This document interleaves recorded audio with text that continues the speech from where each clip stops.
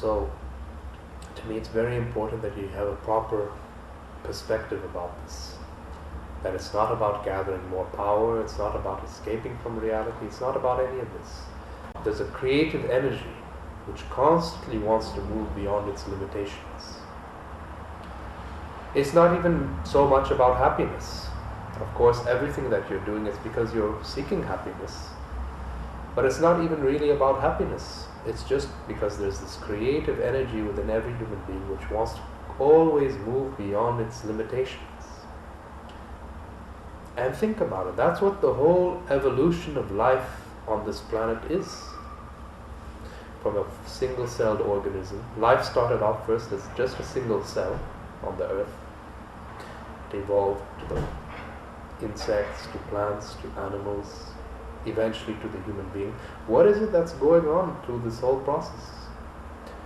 And it seems that life just wants to become more sophisticated. It wants to expand into more complexity, expanding from one dimension of growth to another. So what is it that's going on here? It's the same exact process. That there's this creative energy of life which constantly wants to move beyond its limitations. So if this creative energy always wants to break through its limitations, what do you think will be the logical result? You tell me. What will be the logical result? If this creative energy is just breaking down one boundary and another boundary and another boundary, and it goes on breaking through these boundaries. Union. What does that mean?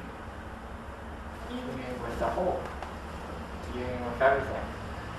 Yes. And what does union with everything mean?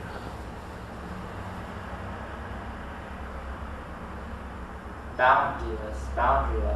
Boundlessness. Boundlessness. Right? Yeah. Boundlessness. This creative energy will not stop struggling until it realizes its boundless nature.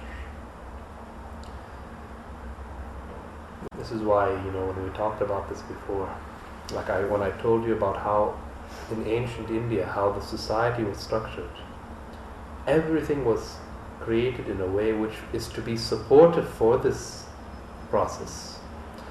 Because they saw that everything you do in life, it's just going to be used as a skillful means towards your enlightenment. Anything. If you got born, it's to attain your moksha, your enlightenment.